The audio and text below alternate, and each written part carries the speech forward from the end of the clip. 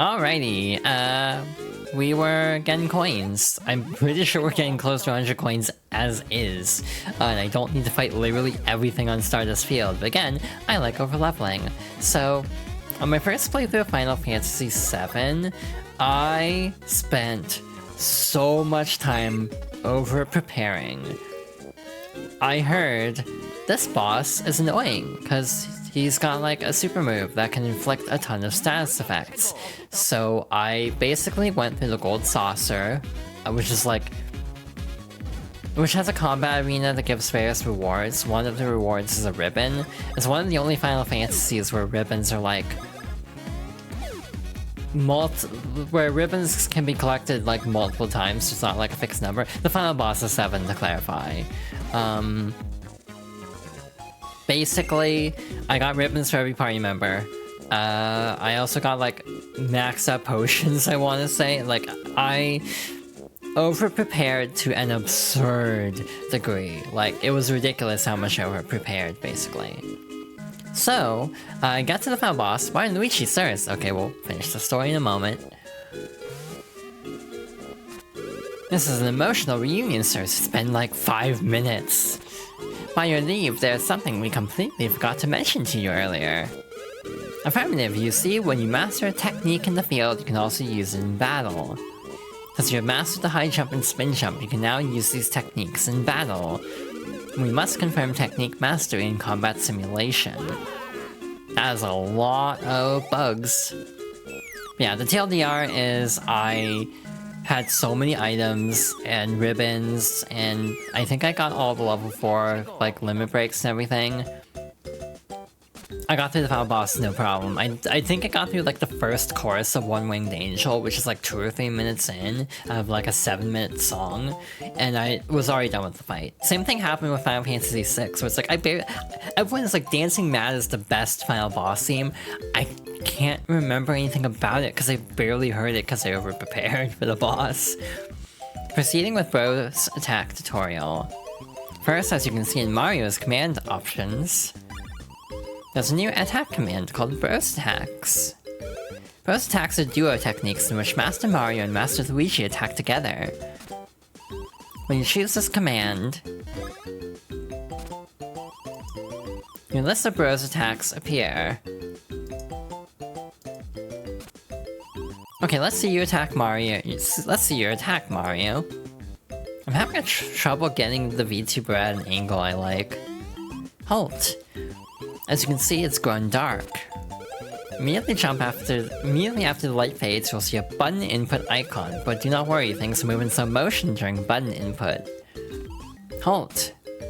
As you can see, not only do things move slowly, but the icons are clearly displayed. Press the button, please. By the way, if you hit the command exactly, something like this will appear. Actually, there are multiple Bros attack action commands, so on to the next one. This time, check the timing and press the button on your own. Piece of cake. Bravo, well done. Another super job by the Super Bros. You have mastered it, sirs. That's how Bros attacks work. Next, I will tell you about the modes in Bros attacks. Modes are the difficulty levels of the Bros attacks. The modes can be changed.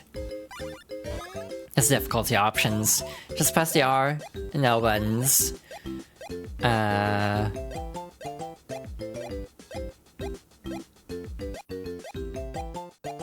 Here, to change the modes. Mode 2 is without slow motion, Mode 3 is without button icons. Once you master action commands, try different modes for a greater challenge. Succeeding in the most difficult mode will benefit you greatly. Master Mario, Master Luigi, good luck. Once you succeed enough times, you may be able to devise some new advanced commands. Advanced commands are methods that further evolve your actions. When you learn one of these, one of you will flash and you both will understand. Now just master the basics of action. Just master the basic action commands. Bros attack training is complete. Almost. Lastly, I shall explain Bros points. You must use Bros points to execute Bros attacks, so use your points wisely. Here ends the Bros attack lesson. Really. Thus, we can officially confirm that these field techniques are indeed executable in battle. Proper planning and preparation will ensure your safety throughout your journey. We wish you luck. Move out. What are we even looking at right now? We are at 88, so we're almost there anyway. So yeah, well, this is like the loop point back, I'm pretty sure, so we're like almost where we need to be. So yeah, I'm a big advocate of play a game how you want. RPGs is role-playing game. You are playing this role. It is your prerogative how you want to play an RPG. And if you just want to like level grind and be really overpowered and just blast through everything, who cares? Like, why does it bother people so much? Because I see this all the time of like, oh, you're over-leveled. Like, what the hell? And it's like, why does it matter? Is all I'm saying. But again, that's just me liking to be overpowered because I like having an easy time in video games. I don't play video games to be constantly challenged, if I'm being real. I play video games to have fun. And oftentimes, if I'm fighting a boss in an RPG with a cutscene that takes 20 minutes... Looking at you, Final Fantasy X, though that was also a case of, like, massively over-preparing. If you know, you know. I'm not gonna say which fight it is, but there's a fight in 10 that's notorious for, like, being a wall, and the problem with it is you can't skip the cutscene before it. That's the actual problem with this fight. The fight itself is annoying, because it basically puts on a status effect that means you can't heal your party. But on paper, it's not even that hard of a fight. Like, you're playing the game wrong. You should be playing upside down. The temptation to flip my screen right now, but I don't want to break something in the process. But yeah, that's not like legit how people act with streamers sometimes. Like, you know, as you know, satirical as it can feel, it's like, yeah, no, some people legit are like that. Like, oh, if you're using like this controller, if you're not using motion controls, if you're not using button controls, there's like so much gatekeeping about games. It's like literally just play a game how you want. It's not rocket science. It's like my feeling. Options, if a game gives you options, the game is intending you to use those options. So like, why is it a problem if you use the options that the game is actively giving you? When they complain about being too easy, yeah, that's also like the thing, because some people legit do that, where it's like, oh wow, this game's too easy. It's like, yeah, you're playing on easy mode. But it's like, if you're just doing it because you need the accessibility, it's like, yeah, no, I have no issue with that. Like, did I have an easy time with the final boss of Final Fantasy VII because I over-prepared? Absolutely. I also fully recognize that's on me because I over-prepared. I didn't have to deal with a single status effect. The only reason the final boss of 7 took so long is he has an attack that takes like 2 minutes for an FMV to play. But the final boss itself was super fast. Final Fantasy VI was the same way. Like, I had every character with like 999 damage, and also like 4 times attack. So like there's a thing in Final Fantasy VI where you can actually have a 4 times, like attack 4 times in one turn. I had that with 999 damage. 9999 damage, and so I just completely destroyed the final boss, no problem, piece of cake. I've seen people struggle on Final Fantasy VI's ending because of how brutally difficult it is if you're not ready. Nyek, let's see here, you now have 142 coins. Nyek, it took you long enough, but well done. I'll just be taking those coins now. Finally, let me out of here. Huh, you want out? You want me to help you? Who said I'd do that? God, you voucher? What does that even mean? Nyek, nyek, you're not in the Mushroom Kingdom anymore. Outsiders, be gone. A lot of this hit's different now, I'm not gonna lie. Oh yeah, the other thing is the easier modes take more BP. So it's a risk versus reward of like... I think they also might do slightly more damage, but don't quote me on that. It's been a bit since I've used the other action commands. And yeah, player expression is a huge problem, you know, says the gal who plays a lot of fighting games. It's a huge issue of like removing player expression. And like, you know, I like Guilty Gear. There are definitely issues with player expression, mostly starting with Strive. There is less player expression inherently by trying to simplify the game to be more accessible. I think there is still plenty of options that make it not like that still make it interesting, but it does feel less mechanically dense than something like Xrd, which almost feels like too mechanically dense in my opinion. I kind of struggle to wrap my head around that game. Not bad at all, but how about this? So now he's gonna throw 2 at us. Otherwise, this fight's pretty easy. It's the next boss fight that I'm actually kind of worried about. This one's not that bad. The one at the end of the next area, not the mini-boss, to clarify. As a kid, I actually got stuck on that mini-boss and actually needed the guidebook to get past some of the next area. Now we just kind of have to, like, whittle him down, unfortunately. I could use, like, a syrup or something, but we only had 1 hit anyway, so it's fine. I also don't know about EXP scaling. Like, if you skip all enemies in an area, how good of a level will you be at? I actually don't have an answer to that. I'm kind of trying to diversify what stats I'm leveling up, just because I don't want to, like, tank the numbers for all these. Typically, Luigi favors different stats than Mario. He typically has more health and I think defense. Or maybe it's, yeah, and then Mario typically has more power and speed. Oh, he's not doing too good. You, sir, have been griping far too loudly for some time. Just gonna eat that. That's right, though. It's like, it's just like... Grrg, Mario, Green Stash, you gotta get Princess Peach's voice back. It's all up to you. And that's the last time we see Tallstar and the Stardust Bros, which is like kind of weird. They just kind of nope out of the story at this point. No, wait, that's not the last time we see Tallstar. We do see them again. Once more. Moikai. That's like one of the only Japanese phrases I still remember. Thanks, Hatsune Miku. Alright, gonna go over to this place or not. You fiends! We found you at last, you scum! What have you done with Prince Peasley? Yes, there is no mistake. You kidnapped Prince Peasley. We have witnesses. Now confess, villains! What's that? You say you're Mario and Luigi? Lies, bold-faced lies. The superstars of the Mushroom Kingdom would never come here. Ooh, ouch. Nyeh, they're not lying. They say they've come here chasing someone called Cackletta, and they're really, really tough. Are they wearing salt shakers on their head? They're just very salty individuals. Oh dear, oh my, oh boy, Vanessa is so sorry. Sierra Kingdom's Prince Peasley was kidnapped by something. And so recent reports out of Hoohoo Village claim we have been looking for any sign of the perpetrator. According to eyewitness accounts, the prince's kidnappers wore an odd helmet and spoke of mustard and think rats.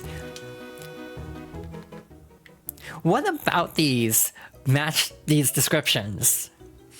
What the hell? That's all we have to go on. If you come across anything, please let us know. Reopen the investigation. Alright. I'm not gonna talk to everybody. I'm gonna make an executive decision. I'm not gonna talk to as many NPCs, because we will be here all day. And this playthrough will be like 10 hours longer. It's an RPG, there's a lot of dialogue. A lot of it's very good dialogue, but even then, I kind of feel like we need to get a move on at some point. So here's the funny part though, I don't remember how to do this. There's like a specific sequence you have to do to trigger an event, and I'm always like unable to remember which order you have to go in. This is Hoohoo Village on the flanks of Hoohoo Mountain. The mountain is a sacred place. Everyone should climb Hoohoo Mountain once, you can see the whole kingdom from the top. If you climb down this mountain, you'll reach the town surrounding Bean Castle. The townsfolk are so much more stylish and fashionable than people in this town, I just adore them. Not this house. I saw this kingdom's prince, Prince Peasley, on the edge of the village. I'm sure of it. He was taken to the top of the mountain by some guy wearing a weird helmet. To reach Hoohoo Mountain's peak, you have to either get a ride from Blanadon or hike up. Hiking the mountain is brutal, but if you can get a ride from Blanadon, it's a snap. That's not an easy word to say. No matter how long you wait, Blanadon won't come back. I feel it in my bones. He said he saw someone who looked like Prince Peasley, went to the summit, and never returned. With Blanadon gone, we can't get to the top of the mountain. This isn't good. I think we have to go down here first. Huh? You want to climb down to where there's a town? Then just keep heading left down this path. Hey, remember how I said I wasn't gonna talk to everybody? Yeah, about that. If you head left, you can climb down to the mountain's base. Oh, hi. Give back Prince Peasley. Sucks to be that guy. Yeah, Gak. You again. You're the pair of think rats that swooped in with the Bowser that I hate.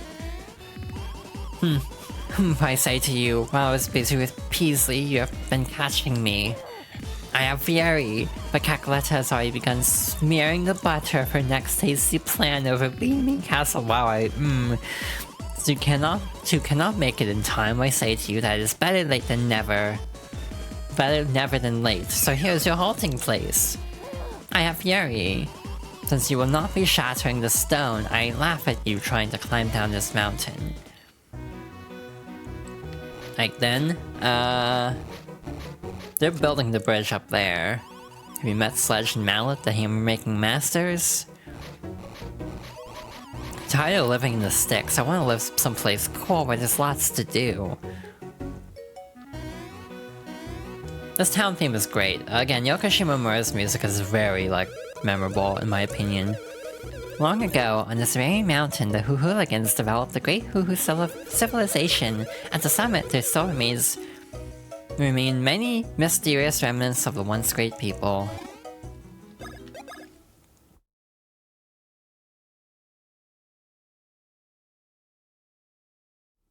Thank you, Chibi, for the hydration reminder. Does this song come back? I don't think it does. The pictographs on the wall here are ancient letters known as hieroglyphs. They represent the countless jokes developed by the ancient Hoohoo civilization. So we got this little cave. I don't think there's anything we can actually do here yet. We are said to be the descendants of the people who developed the Hoohoo civilization. This land is largely populated by the Beanish peoples, but there are other races like ours. Maybe we can do this now. I don't remember.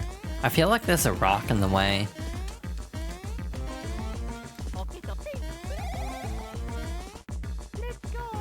Guess not. Okay. I do feel like there's stuff in this next area we can't actually do yet though, so that is still a fair observation to be like, I don't know if there's a point to go this way yet. Yeah, I want to say there's stuff at the end of this path. Ah, the waterfall's mist feels so good. My pores are partying. Good for you? I wish we could stand here together forever. Beware of overhydration. If overdrinking symptoms appear, stomp on the victim's head. Spitting excess water and objects in this area is strictly prohibited. Then why say to do that and then say, hey, don't do that? That's not cool. Aha! Hell if I remember what's past that though. And hell if I'll remember in 3 weeks when we have that power-up to actually deal with that. Hey, real quick heads up, I actually don't know what the schedule is going to be like in June. I might do some special playthroughs in June for obvious reasons. So this playthrough might take a bit. But we'll see. This is the last stone. Now we show the true spirit of the Hammerhead Bros. The stone's our last shot. Imagine using your head to make a hammer. That's gotta hurt. Oof, Horf. The stone just ain't gonna do it. We can't make hammers no more. What? What do you two think you're staring at? Huh? What? You want us two to make you a hammer? Hey, I know these two dudes. They're Mario and Luigi from the Mushroom Kingdom, the Jumpin' Hammer Kings. Yeah, you're so right, Sledge. I remember these guys. Why are a couple of celebrities like you bumming around this place looking for a hammer? Oh hey, look, you don't have to tell us. We fully understand. Our lips are completely sealed. We'll just make what you need. We're professionals, after all. That's right, pros all the way. But the thing is, in order to make hammers, we need Hoohoo blocks on the mountaintop. And since both Blanodon suddenly stopped coming down here, we can't get up to the summit. Hoohoo blocks are hard stones. Hammers made from those things can break anything. We want to climb the mountain to get more Hoohoo blocks, but we can't jump well enough to do it. Huh? Oh yeah, what was I thinking? You guys are jumping pros, aren't you? So are you saying you could go to the top of the mountain and get us some Hoohoo blocks? That would really hook us up. If you get us some Hoohoo blocks, we'll make you a special hammer. You scratch our backs, bros, and we'll scratch yours. I like how I just gave up giving those a voice at a point. So this is like, the hard part is getting the bridge built. So I'll just come to town, but Blanodon fails to return, the bridge suddenly breaks. I have a bad feeling about this. There could be something awful happening up on the mountain. The bridge is broken, so we're repairing it. Go talk to the villagers for a while and come back. You can't climb the mountain until the bridge is fixed. The bridge is broken, so we're repairing it. Okay.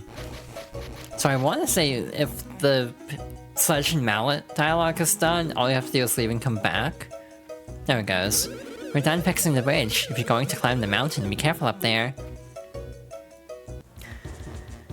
So I can rest my voice for a little bit, as we don't have any dialogue for a little bit. It's just gonna be fighting for a while, actually. This is the reason you fell off playing the original?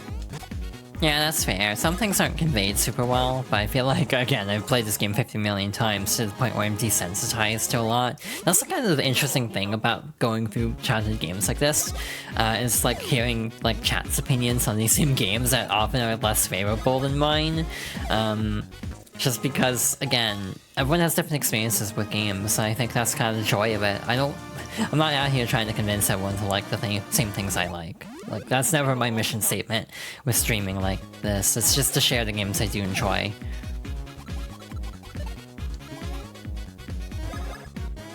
I've kind of thought about it, like, I don't know what to call it though. Foxgirl's Favorites just rolls off the tongue very nicely, in a way that I'm very proud of. It's kind of cheesy in a way, but I kind of like it. I don't know, maybe the alliteration's kind of silly, but I still like it.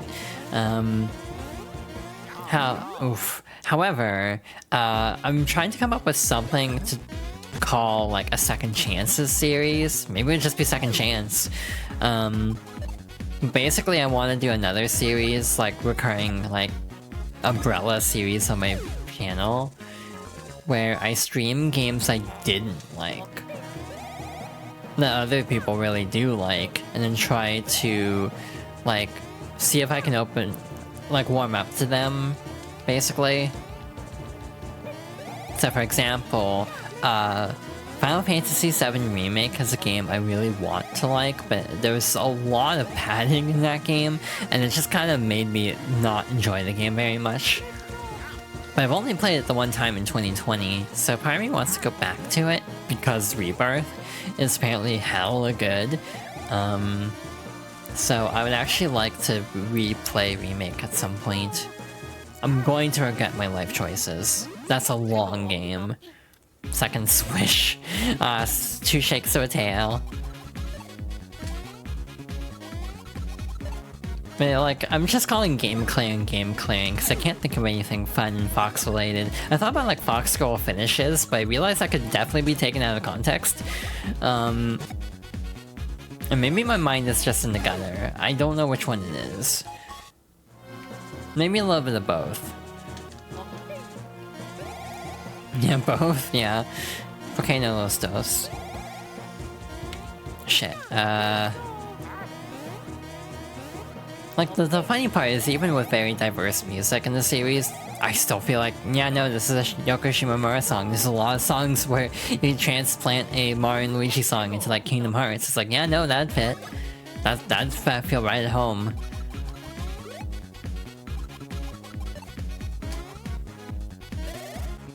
So the head spin of the dry bones indicates which direction it'll attack in.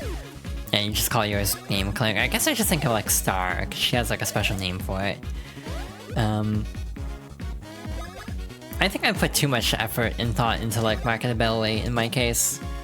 It's like I definitely am overachieving for the level of streamer I'm at currently, if I'm being totally honest with myself. Because like, the model and everything, it's like I had everything ready to go, like for ages.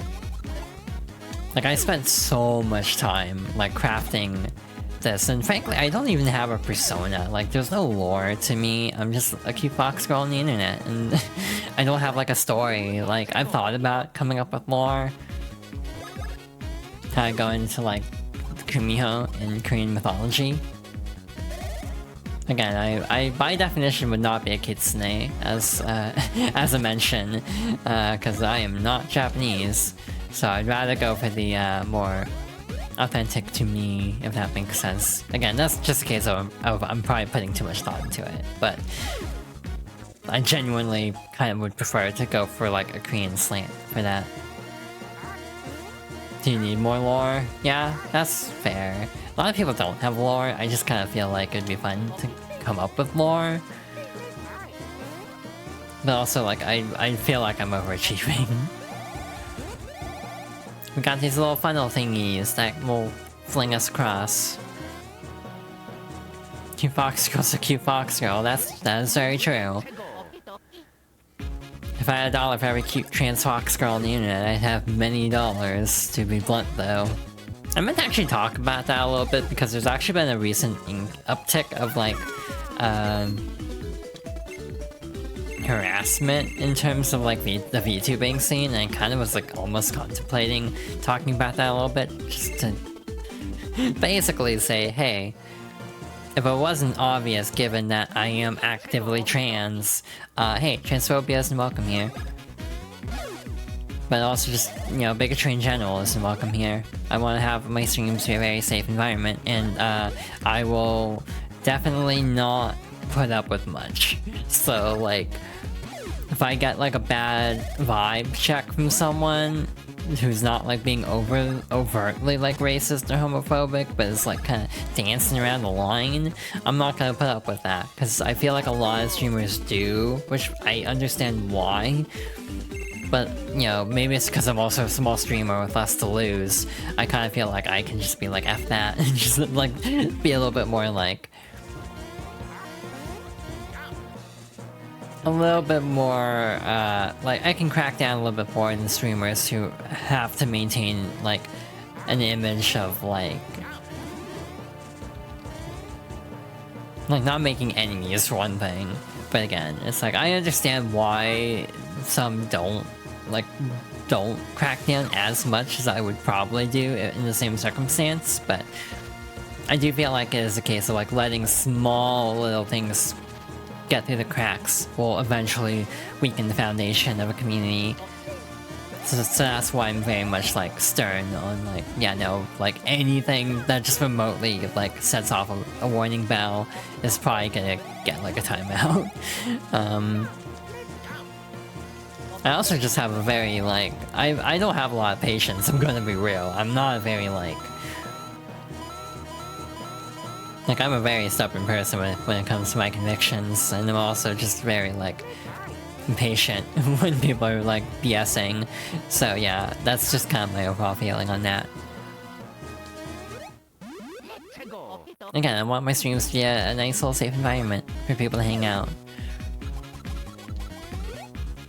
The other thing with my VTuber design is I almost want more snow aesthetic, but I kinda couldn't find any, like, snowflake pins. That was my first thought, is instead of the flowers, have, like, a snowflake pin. I couldn't find anything like that, and I do not have the artistic ability to make that on my own. And yeah, that's the other thing, is, you know, as a trans Asian gal, it's like... It's also my comfort that I have to consider as well, in addition to the comfort of others, so I definitely feel like I, again, will crack down very strictly on things, because there's also things that, in my perspective, I see that other people might not catch. So how about that game Clear Obscure Expedition 33 and all the wild-ass discourse that's come out about that game? So, like, there was basically an article last week. It was like a week after the game came out, so probably a week and a half or so by now, where it's like, basically just dunking on RPGs for like always having teenagers as the main characters, like, being like super anime and tropey, and how like Clear Obscure is like the first really good JRPG because it's not made in Japan, basically. And it's like, tell me you've only played Persona without saying you've only played Persona. It's just kind of my first thought off the bat. Because like, there's a lot of RPGs that don't fall into that tropiness as much. Like, a lot of them do. I'm not gonna try to sugarcoat that, but a lot of them don't. So it's like, I definitely feel like it's stereotyping a genre. And just, in general, I feel like there's a lot of like weird sentiments about like games made in Japan and also games made in Korea. So yeah, I see this a lot. It just kind of reminds me of like the X-Play days of like subtle racism from like G4 and how normalized it was, and how it's like that never really went away. But like whenever people start like complaining about like the racism perpetuated by like G4 and X-Play, it always gets a lot of pushback of like, oh yeah, it's actually not that bad anymore. It's like, yeah, no, it kind of still is. Just a little bit less subtle in some ways, but actually kind of ramping back up again in others. But again, this is kind of a serious topic, more so than I probably should be talking about on this stream. But hey, it's my stream. So, it is a topic that obviously matters to me a lot, because again, I see a lot of casual racism towards Asian people in gaming circles, which does not make me feel comfortable. I kind of just feel like a lot of aspects of gaming are just heavily stereotyped in ways that are not super comfy. But again, even as someone who loves like Xenoblade 2, I'm not gonna pretend like this game doesn't have like super horny moments or anything like that. But also, the entire genre isn't like that, because you have other games. The irony is when games try to not go for that, it often doesn't go well still. I think of like Final Fantasy 16, everyone got mad at for being too Game of Thrones. So it's kind of just a lose-lose at a point. It's like, Final Fantasy 16 is a game I kind of feel like would fit into that Capcom era of like 2010, where it's like a bunch of games that are like trying really hard to appeal to the West, and they kind of don't appeal to anybody, because they kind of don't appeal much to the West, just by the nature of like being JRPGs and being in an established JRPG franchise. So it just kind of loses everybody. It's kind of why I feel like a lot of Capcom games kind of struggle, is because they're trying to appeal to like an audience that kind of doesn't care in the first place that much. So they kind of just alienate everybody. Anyway, we have a boss fight. Travelers, I'm Horus, the ancient weapon of the Hoohoo civilization. Beyond this point, the path goes even crueler. You must prove yourselves up to the challenge. Dare you try this challenge? You must start now, and you must catch 10 Hoohoo spirits within 30 seconds. Do not fall off the ledges, or you will immediately fail. Hey, guess who was really bad at this as a kid, for some reason? Like, I don't know if it's just because I was like 7, or what, but like, I don't feel like this is that hard, but I struggled a lot as a kid on this. I say as I'm actually kind of botching it this time. I'm being too cautious. Yeah, maybe I shouldn't have, like, smack-talked my child self as much, because I did not clear this. Take this challenge again? Okay, yeah, I don't need to be as, like, cautious as I was. Yeah, later Mario and Luigi games let you actually move around in, like, the high jump and spin jump stances, which has some benefits and some drawbacks. You have cleared the challenge, and falling off is one of the drawbacks. Now for your next challenge, you must defeat me. So I got walled on this boss as a kid. Again, I remember having to, like, ask for the guidebook. Let us begin. It's kind of funny in hindsight, because the fight's, like, stupid easy, in my opinion now, compared to, like, as a kid where I just thought it was, like, unbeatable. Like, was I really that bad at games as a kid? Like, apparently. To be fair, this laser is kind of weird to dodge because of the perspective. To give my kid self a little bit of, like, leeway on this. It's like, it's not super easy by any means. Also, as, you know, my first RPG, it's like, I guess I should cut my child self a little bit of slack that I didn't quite understand the mechanics. Yeah, you have to break the pillars. I think that's also why I didn't understand. And you basically just want to keep unbroken at all times, because then you can actually just immediately launch into attacking again. Mario deals more damage typically, so that's why we're focusing on the pillars with Luigi.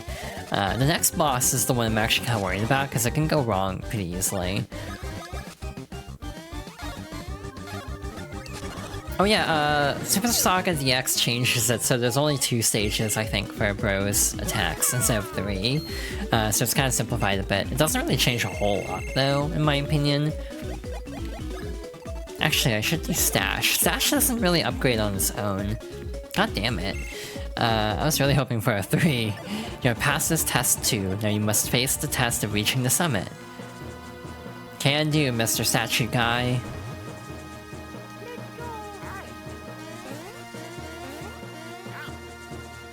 Yeah, and all the stats rebalance too. Yeah, it doesn't really change a whole lot, I guess, but it's just a case of like, I like being overpowered. Because Luigi can evade. Oh yeah, that's also true. Okay, yeah, I misunderstood. You're talking about the Bros attack change. Yeah, it doesn't really change a whole lot. The balancing does feel weird to me in Superstar Saga DX. Like, enemies feel like they take longer to defeat in that version. But again, I'm just used to the attack timings of this version. So again, I kind of admit that it's a bit of a skill issue for me, because I just never quite got to grips with the attack timings. Same with Thousand Year Door Remake. If I play that again, I'll be screwing up so many action commands, I guarantee it. Also, later games changed it so Luigi typically has also higher stash points than Mario. So this is actually kind of interesting that they changed that later on. So yeah, overall, I do think Superstar Saga DX is a very good remake, where you can make very compelling arguments for both being, like, one being better than the other. Bowser's Inside Story is, like, pretty objectively, like, the original is probably better. However, I will say, I kind of feel like it's overhated at the same time. Like, people act like it's, you know, complete garbage, and it's like, I'd have to play it for myself in all fairness, but it's like, I feel like the core foundation of the game would be so good that it's really hard for me to picture the game being, like, absolutely terrible, if that makes sense. Again, maybe that's also me just being more overly optimistic than it should be, as someone who hasn't played it yet. But, again, for me personally, it just feels like it's hard to picture the 3DS version being, like, completely garbage, I guess. It's just kind of unnecessary. Yeah. I mean, now I guess there's merit, potentially, if you argue with current game prices, because DS is way more expensive than 3DS, though also Bowser being, like, the most, like, the least, you know, successful Mario game in ages does mean that Bowser's Inside Story DX is actually pretty rare from what I gather. I bought a copy as soon as Alpha Dream was announced to be shutting down, because I figured, oh, this game is going to be rare in the future. And if I do ever want to play it, I will not be able to find a copy. We're actually almost to the top, I think. Again, I'm kind of dilly-dallying. Words out if I'm shilly-shallying. That's a joke for like 3 people, probably. Yeah, I screwed up. I should have bonked this one. Yeah, Rexes is just here for some reason. I like him. This was my introduction again. As a reminder, I had a choice between I think this game and World 2. I saw both at Best Buy, and I just was like, I was the type of kid who would just buy a game if Mario was on it, like not even joking. And that goes for like Sonic too. Like if it's a franchise I know, I would just buy the game like no hesitation. Everything else would take a lot more decision making, but like. Seeing both this and Super Mario World, or Super Mario Advance 2 to be precise, I was torn, and I ended up settling on this one. The fun thing is, I wouldn't play World until a few years later. 2000... I'm trying to remember if it was like pre-move or post-move, because then there was a new copy in like a Walmart or something. For like this like span of time, most of them did come with Mario Bros. I miss that era actually, where they just give you like something like that. This is like, oops. This is kind of awkward to be honest. Like you have to like go back and forth inside this whirlpool, like this. I don't know if there's a better way to do it, to be fair, but oh shit, there's stuff over here. We have to do that again. It's fine. Alright, fight these two. Again, I like fighting everything in an RPG. I don't like running from battles, because I like number go up. I like seeing all the big numbers, so I like getting really overleveled.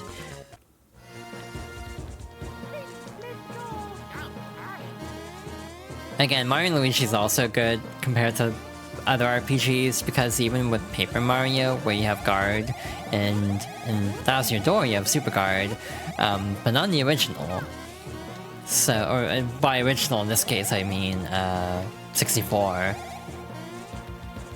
But because of that, I legit feel like this game is more accessible as a starter RPG, because Thousand Year Door still has issues of inventory management, because you can easily run out of items if you're not careful. Especially early game can be kind of rough. I always love this. You have a little like telescope that gives you a little preview of all of the areas you'll go to in the future. Not all areas. I'm actually noticing a few are missing. Never mind, most of them are actually here. Okay. Nice little preview of things to come. We're actually gonna get pretty far in the game today. It's not a very long RPG. This will probably be like maybe 3 streams, possibly 4 at most. But even that might just be a short like tag on to the end kind of thing. Fools! What are you kicking that for? That's a really rare stone. It's called a Hoohoo block. And I'll tell you, anyone who tries to kick a Hoohoo block down the mountain is a thief in my book. This is random ass pterodactyl here. My name? Oh right, I'm called Blandon. Was that? The townsfolk were all worried about me. Well, really? But I didn't mean to make them worry. See, what happened is this. I saw Prince Peasley and followed him up here. And then I saw this huge egg had appeared. I was shocked. I was speechless, which is rare. So anyway... cause he blabs. That's why he's blinded on. So anyway, I've just been here, keeping this poor egg warm ever since. Yep, that's the deal. I think something will hatch out of it pretty soon. That's what happens with eggs. Oh, it's here. It's this time. It's time. Oh wow, it's about to hatch. I can't take the suspense.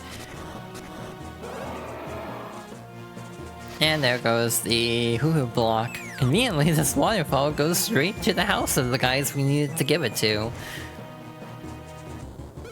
Egg. Wow, that's a shock. Talk about one crazy egg. And rip Baplanodon. This fight sucks, actually. I find the perspective of this one really difficult, especially on 3DS. I find this one, like, actually pretty challenging. Just because the angle of, like, how to jump is kind of wonky. I like how I can still see the university in the top left corner. I think that's the university, at least. If you deal enough damage, he'll get flat. Like that. He'll eventually spin out a stone to, like, stand on to get a better vantage point to attack. And yeah, that can also be the castle. Okay. He's not doing the stone move yet, so we'll block as much damage as we can. There it is. So now his attacks are going to be a little bit more annoying. You can break the Ho-Ho Stone, I don't care. Because we are very much making getting momentum on this fight anyway, to the point where I don't really need to worry about that much. I say it's Luigi's at 9 health. Maybe I should worry about that. Never mind. Also, Luigi's Bros attack advanced version takes significantly less to actually unlock than Mario's, even though we used it way fewer times. Again, I have a slight intuition after playing this game for as long as I have, that like a lot of times I can just look at... I can kind of scope out how much health an enemy has just because of like...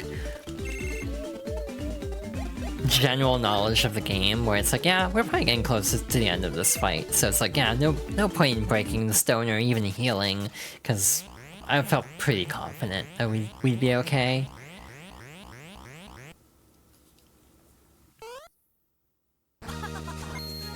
And now we've rescued Luigi's boyfriend. Cheers to your mustaches.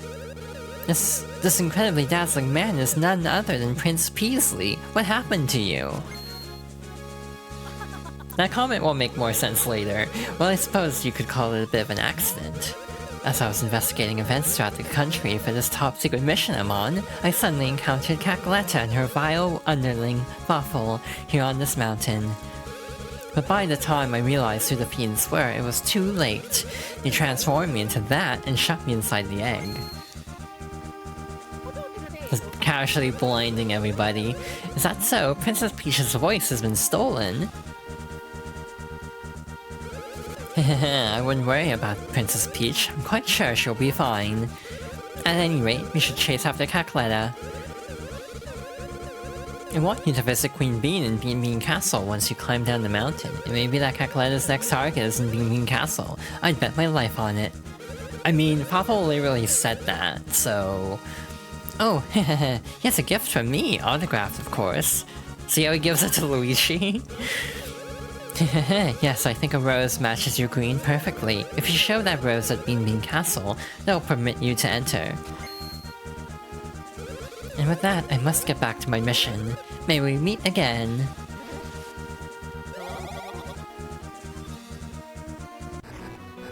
Again, that'll make more sense later on, but even already I feel like the signs are being set in place for that. Anyway, that boss went really smoothly. I'm very happy with that, because I often kind of get nervous, even though I haven't died there for a while. Boy, did you two arrive at exactly the right time. Just now, a Hoohoo block fell down in the waterfall. Check it out, we'll use it to make you the ultimate hammer. They look so happy. I mean, the blocks look so happy. That looks like one hammer. Ooh, man, it feels so great to be making hammers again after such a long break. And in fact, it feels so darn great that we went ahead and made you guys 2 hammers. Look at that craftsmanship. Pow! Now you're playing with power. Subscribe to Nintendo Power today. Pops up on the screen, out of nowhere. Yeah, you got that right. These bad boys are now all yours. Alrighty, so, that's how we got hammers in this. You can now use solo hammer action. Guess we gotta teach you guys how to properly use hammers, huh? First, press the R button to select your hammer. God, they hang on these for so long. And press the A button to whack stuff, that's it. But right now, only the guy in front can use a hammer. So the action the guy in the front does with the A button is called a solo action. The action the guy in the back does with the B button is called a bros action. This is the most basic of all the basics. Remember to try whacking all kinds of stuff with those hammers. One manly whack breaks the hardest rocks. You know, you ought to break that hammer in by smashing that rock in the next room. I'm pretty sure the remake gets rid of the ability to do this, and it's like... That's one of the big losses of the remake, is the way that Bros attacks, or Bros actions work in Dream Team onwards, I think is reflected in that. Again, it's fascinating how engines work for games like this, in my opinion. Where, like, there are certain limitations in play just because of, like, the engine of Dream Team working slightly different. The same goes for, like, Sonic, is the obvious example with, like, Sonic. Shadow Generations playing slightly different than actual Sonic Generations because it's literally, like, a different gameplay engine. It's basically the gameplay engine that, like, Frontiers is running off of. So, like, it doesn't quite have the exact same game feel. Like, the homing attack stop and everything is way worse. Just the overall speed and acceleration is different. So yeah, it's always interesting. Like, Thousand Year Door is also a great example where some things just work differently because it's still being done in the Origami King engine, I'm pretty sure. I don't know if it's the same as Color Splash, though. Realizing how much I'm digging a hole for myself by committing to playing 50 million Mario RPGs for Foxgirl's favorites. Yeah, probably modified. But either way, again, the chances of doing, like, 3 Paper Marios is very high. I'm not gonna do Mario and Luigi Partners in Time. That's not a favorite game of mine. That's actually a disappointing game in my opinion. Well there, pards. It's been a Goomba's age since we had any strangers in these parts. Now listen, fellas, if you want to ride in them rusty old mine carts, I won't go stopping you, but I'd advise watching out for trouble. Yep, no one knows where them rails lead. Still, I'll tell you something. You might be able to find jewels by jumping a bit in there. And while you're hopping for loot, watch out. If you spot danger, just shine your light at it. Oh mercy, there we go again. I'm always boring folks to tears with stuff like this. So tell me boys, care to ride in the carts? I don't need no tutorial. I am confident. Oh yeah, one fun thing with NSO. A lot of Game Boy Advance games are actually color corrected, which is like the first time for most of these. So for example, the original Game Boy, because it was not backlit, games were typically presented kind of washed out. But on NSO, a lot of them are color corrected to be a little bit, like, easier on the eyes. Mario World 2 is beyond hope, I think. There's not much you can really do to salvage how bad that game looks, but it's interesting, actually. Like, even stuff like an Analog Pocket doesn't really have that by default. So it's very interesting. Now, this is awkward. We won't be able to get through the minecart by the time the ad starts, so apologies. Actually, we might barely make it in time. We're coming up on the end of this. Either way, we're not, like, missing a ton. But yeah, you can do this for the beans also, but I don't like this as much. Like, I don't care about this minigame as much, so we're not gonna, like, obsessively try to get beans. Yep, this is the end. So yeah. Might miss a little bit of this, but it's fine. But then I'll also step up and, you know, stretch a bit.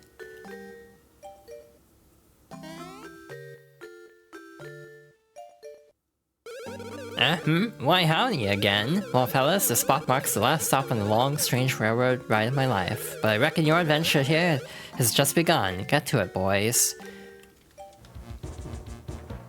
And I'm gonna save really quickly, just to be on the safe side, and then I will get up, stretch, and then we'll resume. Hopefully get to the castle.